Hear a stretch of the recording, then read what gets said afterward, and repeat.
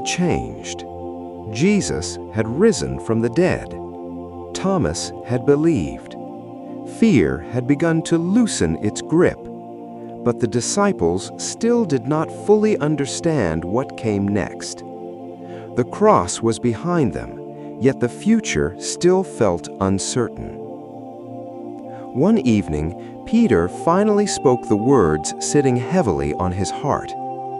"I'm going fishing." Not because he had forgotten Jesus, but because fishing was the only life he still understood. All night they cast their nets, again and again and again, but the sea gave them nothing. No fish, no success, only exhaustion. And perhaps Peter's greatest weight was not the empty nets, but memory. The memory of a courtyard fire and 3 painful denials.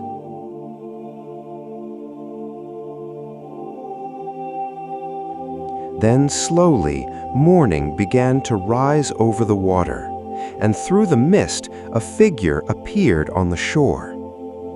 "Friends, have you caught any fish?" he asked them. They said no. The answer carried the weight of an entire night's disappointment. "Throw your net on the right side of the boat and you will find some," he said unto them.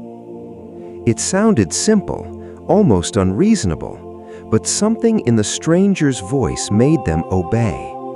And suddenly the net pulled tight, violently.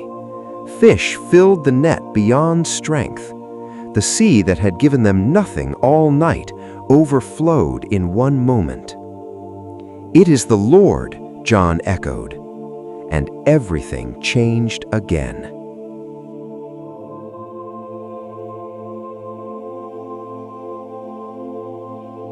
Peter did not wait.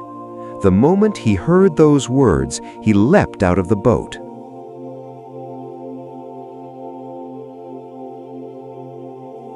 When they reached shore, Jesus already had a fire burning. Bread, fish, breakfast waiting for them.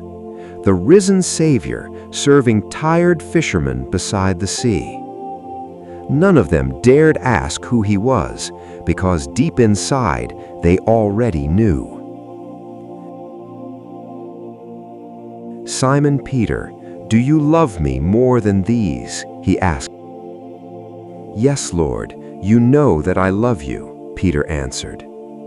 3 times Peter denied Jesus, and now 3 times Jesus restored him. "Feed my sheep," Jesus said unto Peter. Jesus was not only forgiving Peter, he was calling him forward again. Sometimes God meets us after failure, not with condemnation, but with invitation. The disciples came searching for fish, but what they found was restoration, hope, and the living Christ waiting for them at the shore.